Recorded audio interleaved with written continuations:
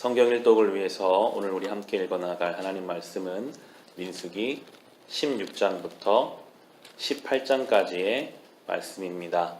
민수기 16장에서는 고라라는 한 인물을 중심으로 이스라엘 공동체 가운데 불만을 나타내는 세력들이 등장하게 됩니다. 이 고라라는 인물은 아마도 많은 사람들에게 인정받을 만한 능력이 있고 리더십이 있는 인물이었던 것 같습니다.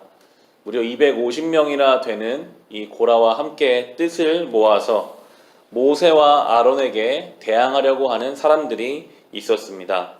그들은 정치적으로 사람들을 모으고 좋지 않은 여론을 잘 파악해서 이 이스라엘 공동체가 아무리 능력이 있어도 모세가 와서 하나님이 이렇게 말씀하셨다라고 이야기하면 아무 일도 되지가 않으니까요. 그러니까 이 고라라는 인물은 어느 순간 답답함을 느끼고 왜 모세만 저렇게 해야 되는가라는 불만을 가지고 이제 그것을 표출하게 되는 것이 이 16장의 내용입니다. 3절 보시면 16장의 3절 보시면 그들이 모세와 아론에게 대항하여 모여서 항의하였다. 당신들은 분에 넘치는 일을 하고 있어. 온 회중 각자가 다 거룩하고 그들 가운데 주님께서 계시는데 어찌하여 당신들은 주님의 회중 위에 군림하려 하오라고 모세에 대해서 불만을 이야기하고 있고요. 한 장 넘기셔서 13절을 보시면 지금 처한 현실에 대해서도 불평을 내고 있습니다. 우리를 젖과 꿀이 흐르는 땅에서 이끌어내어 이 광야에서 죽이는 것으로도 부족하단 말이오. 당신은 우리 위에 군주처럼 군림하기까지 할 셈이요 라고 물으면서 교묘한 말로 모세의 리더십을 흔들고 현재 처한 상황 가운데 불평과 불만을 내므로써 이스라엘 공동체 전체에 있는 하나님의 질서를 흔들려고 하고 있었습니다.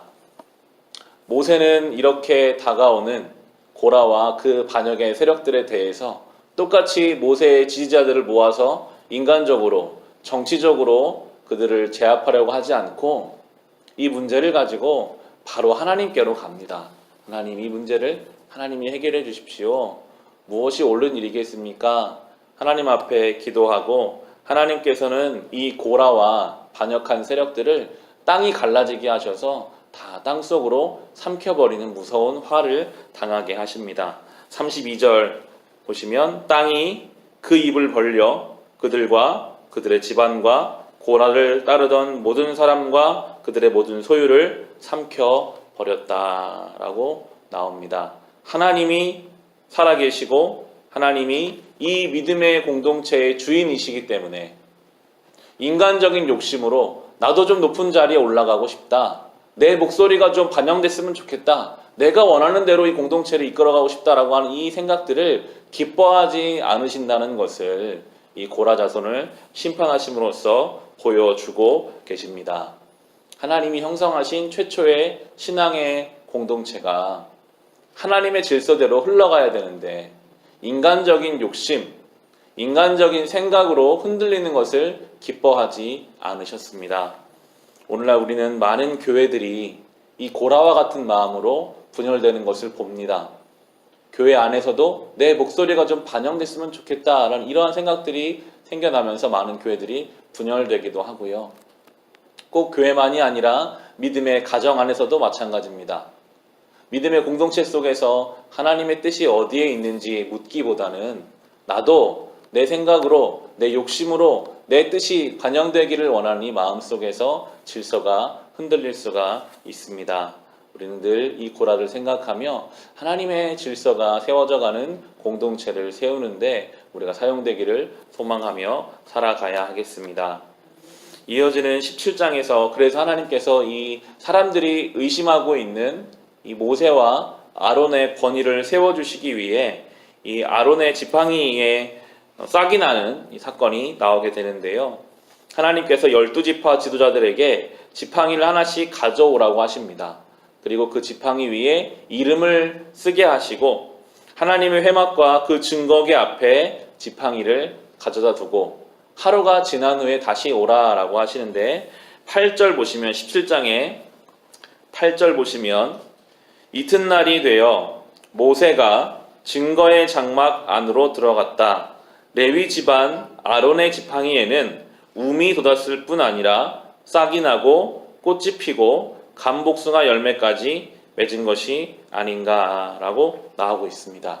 하루가 지났는데 그 지팡이에 움이 트고 싹이 나고 꽃이 피고 열매까지 맺혀졌습니다.